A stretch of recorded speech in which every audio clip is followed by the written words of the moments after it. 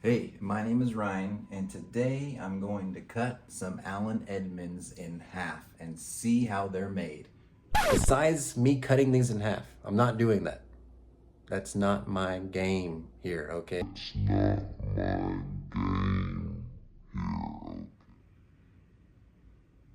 Awkward, right? Let me explain.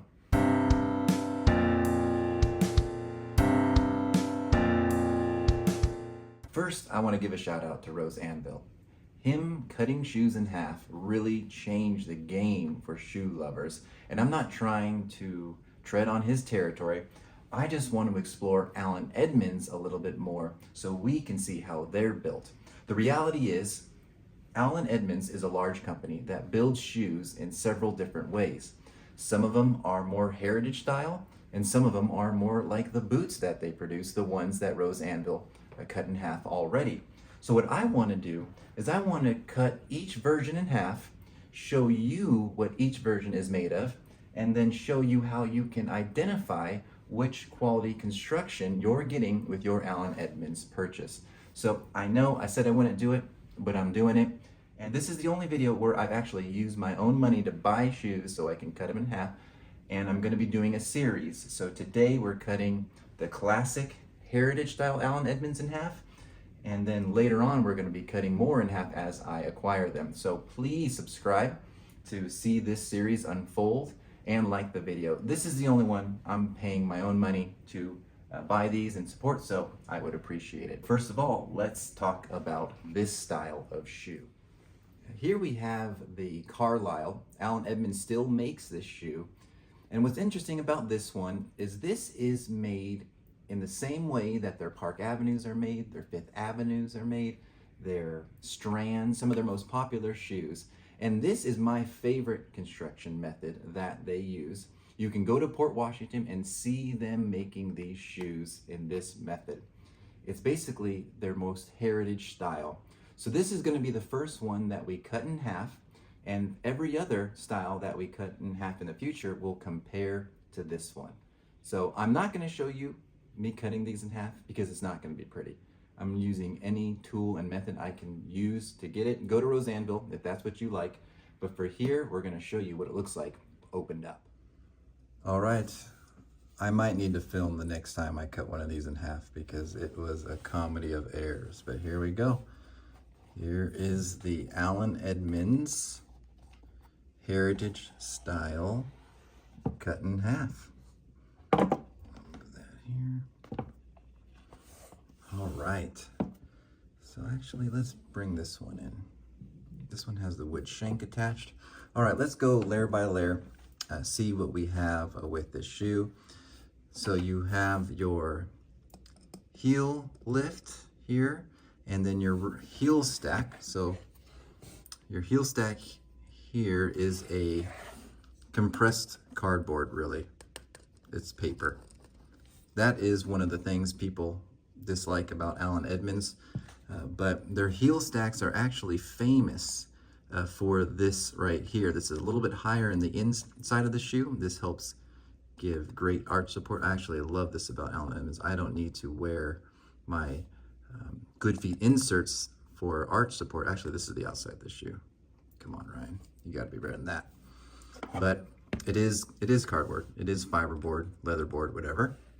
Editor Ryan here. I have some more things I want to say about the heel stacks before we move on. So what I have here is a very vintage pair of shark skin Allen Edmonds shoes, and then a 20-year-old pair of Crockett and Jones shoes.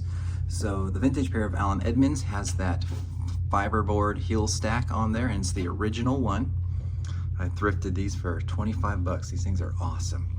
But sorry, and then this one has a leather heel stack. So the Allen Edmonds is quite a bit older, yet in my opinion, the Allen Edmonds heel stack that's fiberboard, oh my goodness, is holding up better than the Crockett and Jones heel stack that is full grain leather. Look at that, it's delaminating, and it's like this on both of my Crockett and Jones. So, you know, say what you will about the fiberboard, but it seems to hold up really well. What are you gonna do, you know? I know the best material would be leather, but if the fireboard's not broke, I mean, why would you fix it? All right, back to the video. Then we have a thick veg tan sole, cork filling, and a thick veg tan insole. You can see the shoe print of the guy who had these before. These are 7.5, like tiny. You have a Celastic heel, it's not a full leather heel, and a Celastic toe puff, it looks like here. Nice lining leather. A wood shank. Love it or hate it, it works. This one's still intact. That was the hardest part right there, to break that open. But you can go through airport security with it, no problem. So what do you think? I mean, this is a heritage style shoe. The leather, look at how much of the leather conforms to the foot there. That makes it super comfortable once you have broken those in. There is no midsole, which is preferred in this case because it gives the exterior a little bit sleeker of a look. Leather, of course, is high grade. The interior liner is really good quality. All in all, you know, Allen Edmonds will catch a lot of flack for their shoes, especially for their boots. But from what I've seen is most of their boots aren't made like this, and that's why we're going to restore or cut in half the other pair of the double monk straps, because those are going to be in the same style as their boots, and we're going to actually be able to see the difference. But this is super simple. You know, rubber heel with a leatherboard heel stack, veg tan sole, cork filler, wood shank, veg tan insole. Super easy. I guess you could want a leather heel stack. That would add to the value, and maybe a leather heel counter. But other than that, if you buy Allen Edmonds on sale, they're a steal. They're a great deal. You're going to have them for the rest of your life.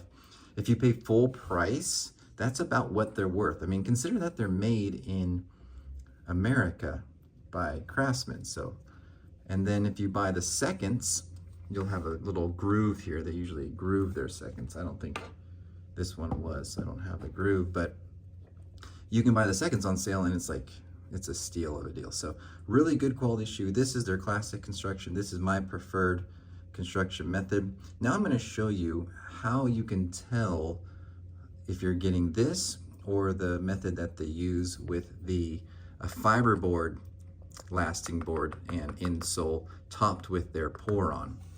So first, when you look into the shoe, you're going to see just a slab. There's going to be no half sole or anything. There's just a slab of leather. I'll get a newer shoe here. Right, so you look in there, no half sole, no liner. You can tell it's just a slab of leather. That is going to tell you it's their heritage quality construction. In contrast, you can see how there is a thin leather sole that goes up on the side, on the inside of the shoe. This is not a full veg tan insole. It might look the same if you look at it quickly, but that little extra bit tells you it's not a full veg tan insole. It's just a thin leather topper, basically, that goes over the fiberboard and the pour-on. I'll go more into that when we cut these bad boys in half in the next video. These are built in the same way as Allen Edmonds Higgins Mill boots are. So if you want to know what a Higgins Mill looks like inside, subscribe.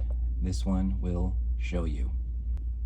These aren't going to be cut in half in the next video, but just to show you, I've gotten rid of both of my Higgins Mill, but I've kept these, and they have that same little bump there, that extra piece of leather that shows you that it's not a full veg tan insole. It's just kind of a leather liner on top of the lasting board. So FYI, I got these for 150 bucks.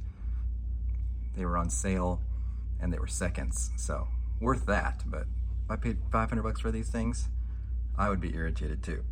I'll go a little bit older too, so you can see the different insole styles.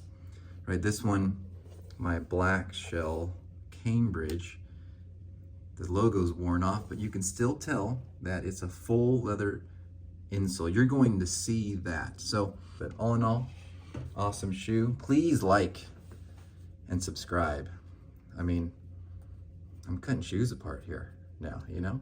Let's do this. Let's have some fun. Let's learn some things. All right, thank you so much for watching and have a good one.